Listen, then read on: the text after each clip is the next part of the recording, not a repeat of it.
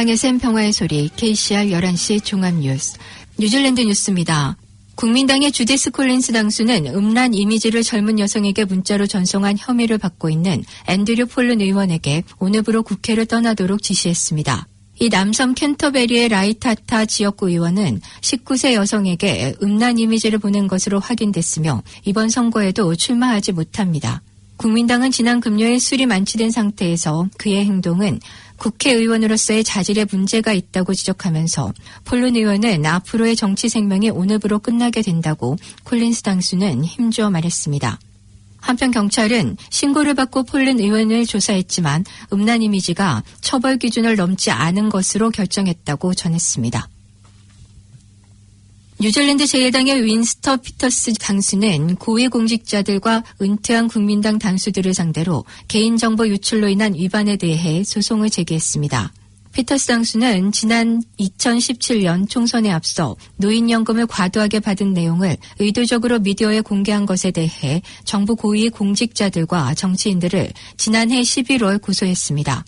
2주간의 변론과 심의 과정을 거친 후 판사는 비록 피터스 당수의 개인정보 보호에 대한 위반은 인정하지만 정보자료 유출과 관련해 피고인으로 지명된 5사람들의 혐의를 입증하는 데에는 자료가 불충분하다고 판결했습니다. 재판부는 이번 재판에 소요된 비용으로 $32만 달러를 피터스 당수에게 지불하도록 했으며 피터스 당수는 이 판결에 대해 항소를 제기했습니다. 지난 일요일 겨우 8명만이 지역사회에 시행되고 있는 코비드19 검사를 받은 것으로 알려졌습니다. 크리스 힙킨스 보건부 장관은 지역사회로의 코로나 바이러스 전파 예정과 방지를 위해 일일 4,000건 수준의 검사가 진행돼야 한다고 밝혔습니다.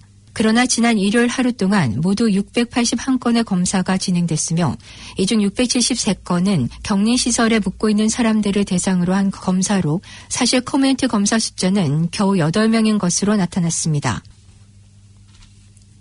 정부는 코비드19 2차 파동과 코비드로 인한 경제의 충격을 이겨내기 위해 140억 달러의 예산을 비상자금으로 비축했습니다.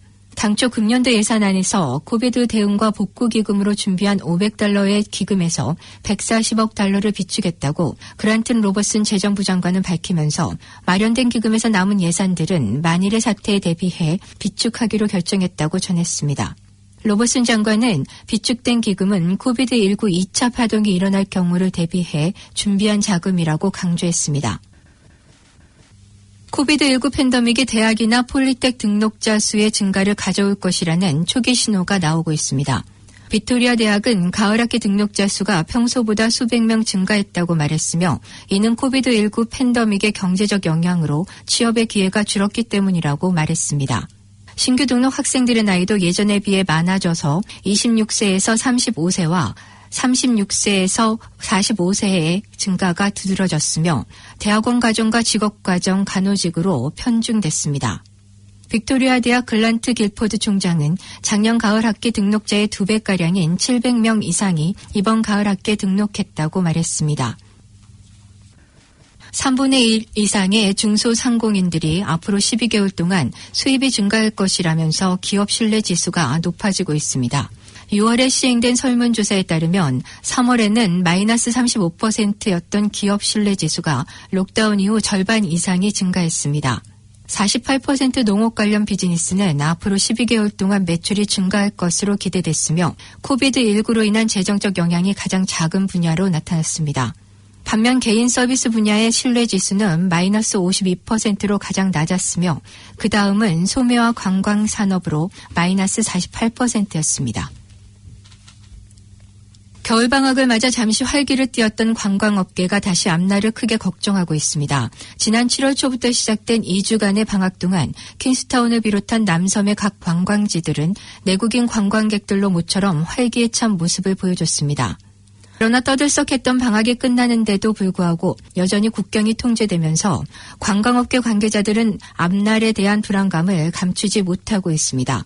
더욱이 기대를 걸었던 타스만 버블 역시 호주의 바이러스 재확산 사태가 심상치 않아 언제 시작될지도 알 수 없는 상황이라 앞으로도 관광업계의 우려는 가시지 않을 것으로 예상됩니다. 아우라키 마운트 쿡 국립공원의 얼어붙은 빙하 호수 위를 사람들이 걸어다니자 자연보존부가 이를 경고하고 나섰습니다.